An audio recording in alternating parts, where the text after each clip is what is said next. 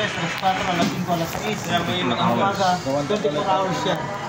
So, ito, araw, halimbawa, magsiset tayo ng sa camera 1. So, tingnan po muna natin kung sa camera siya nakalagay. Nakalagay siya sa, ito actually sa camera 1 tapos camera 2. Okay.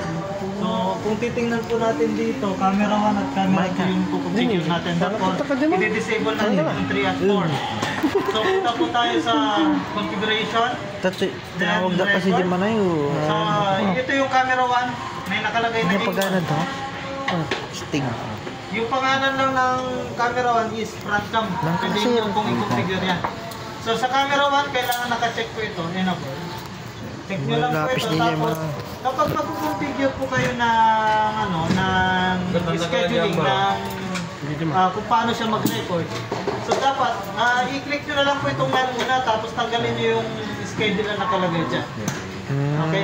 Next is, halimbawa, i-schedule nyo ng 8 to 5 p.m. 8 a.m. to 5 p.m. So, saan yung 8? Traveler mo. Monday, saan yung 8? So, ito yung 8. So, dapat nandito portion yung configuration natin. 8 a.m. to 5 p.m. Saan yung 5 p.m.? Dito sa 17.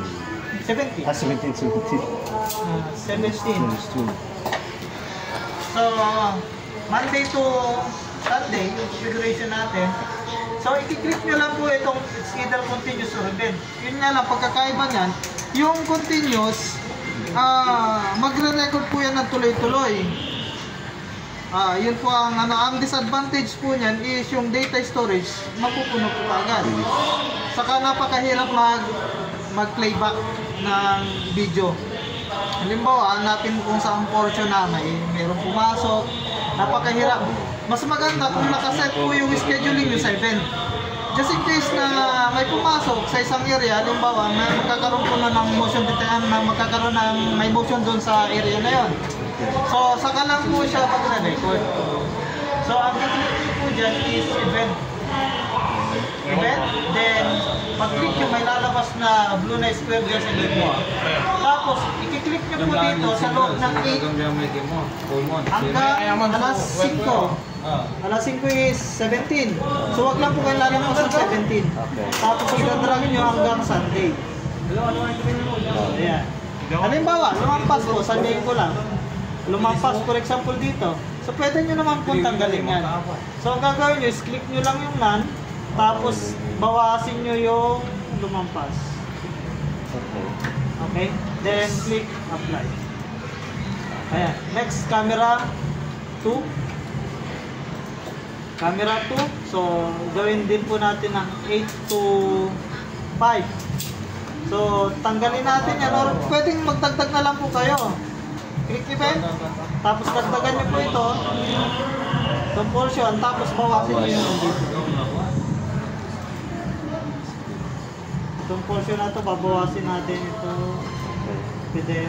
Where is store mo dyan? Okay. Okay na yan. Camera 3, tanggalin natin, naka-disable, naka-uncheck. Wala din. Okay na po ito. So, makikita po natin dito. Ano po yung in-expect natin? Magre-record siya ngayon o hindi?